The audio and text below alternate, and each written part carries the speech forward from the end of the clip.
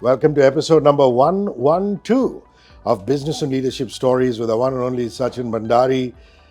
I'm basically the side hero plot. He's the main attraction of this particular show. And can you really blame me for saying that? Because over a century full of episodes and he never tires of telling stories. You find us on the Mint YouTube channel as well as 94.3 Radio 1 in Mumbai, Delhi, Bengaluru and Chennai. What's up, my man? Very good, Hrishi. Now, Sachin, I love the color. I love the vibrancy. You know, Sachin is what they call a story flex coach. What's story flexing? it's kind of flexing your story muscles. Like you flex your muscles. No, but it's story flexion, which is the ability to reflect on everyday life stories and learn from them, but also narrate them to others to build success for yourself and for people around you. You know something, a lot has been said about business and storytelling gurus, coaches. I consider you one, even though you might reluctantly say that. And one of the reasons I do that is because you pick these extraordinary examples. I would never have imagined that for a business and marketing tips show, you would pick Bapu, the father of our nation, Mahatma Gandhi. Okay. Because, yeah, you can teach people lessons about non-violence, about patience, about satyagraha.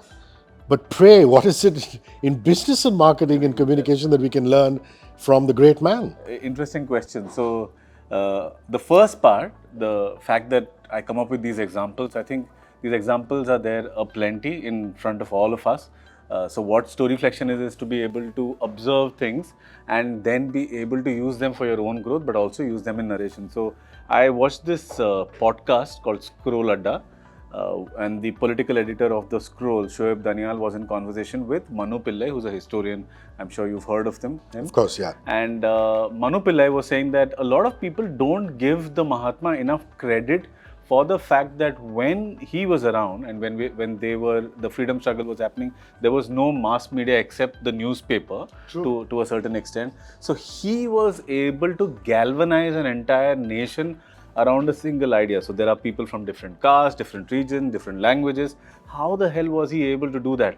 And the answer to that question probably, Hrishi, lies in the fact that while he was fantastic, non-violence, satyagraha and all of these things, he was also a master of theatre, in the sense that he knew that theatrics is important to be able to convey your message to people and to galvanize or bring the revolution to our nation. And the example that Manu Pillai uses in the conversation is that of the Dandi March, or the where the Mahatma and other leaders wanted to repeal the Salt Act the Brits were levying on Indians. And when that happened, the Mahatma took the Dandi March, went to I think a beach in Gujarat somewhere, and he picked up sand from the beach in his palm. And sort of punched the air and stuff like that. But what he also ensured is that the entire world media was there to click that picture so that it gets relayed to different countries. And not just that, if you see, he wasn't really holding salt in his hand, it was sand, right? But he understood the theatrics of being able to convey or have one the symbolism of it. Yeah, it's almost as though a bowler takes a key wicket and he punches the air. Right, exactly. But I think that this is a master stroke. For example, that you'd go to England and you'd wear a dhoti. Yes, that's right. I think that's another great symbol. Now that you say that, it also reminds me that in this conversation, Manu Pillai talks about the fact that before Mahatma Gandhi came onto the scene with what eventually became the Congress, it was like an Oxford debating union, right? And that's one of the things that Jinnah was really miffed about, is that Mahatma Gandhi brought in a lot of other people, the masses, into the rooms, which is what he was not very interested in. He wanted to be the man of the classes and not the masses. And he was able to do that because he was not talking about, building a democratic nation and stuff like that. He was using simple words like Ram Rajya and, dhoti, kurta. So he was probably one of the early first leaders who was able to connect with the masses. And I think that we've sort of not understood that chapter of our history that well. Let me tell you another fun fact. Tushar Gandhi, who's the grandson of the great man, a very dear friend of mine. In fact, on Gandhi Jayanti, we try and get Tushar over. Tushar says that when you see a films division documentary and you see Mahatma Gandhi walking, you think he's walking faster than the rest because it is the tape rolling faster or an old video rolling faster. But actually, Bapu was a really brisk walker. He'd outwalk all the guys behind him, even, at 60, 70 plus. He was a really brisk walker.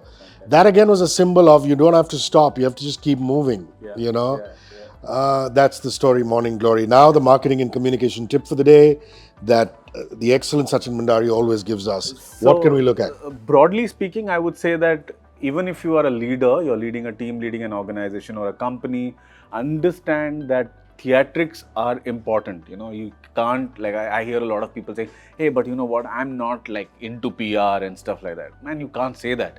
If you are leading a company, you're on a mission, whether you're trying to sell products or you're trying to sell an idea or you're trying to sell a movement, a revolution, PR is an important part of it. And when you are doing in that particular position, one micro tip is visuals, right? What is the visual that is going to define whether the product or the idea or some mission that you are on?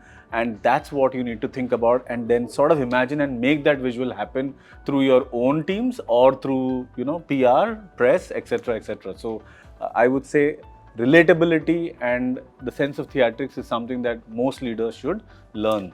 All right, as we wrap this episode, where can people get in touch with you? And I believe you're taking people off on a retreat. Can I be your bag carrier or something? I don't know. We are doing a retreat in Mysore from 5th to 7th December.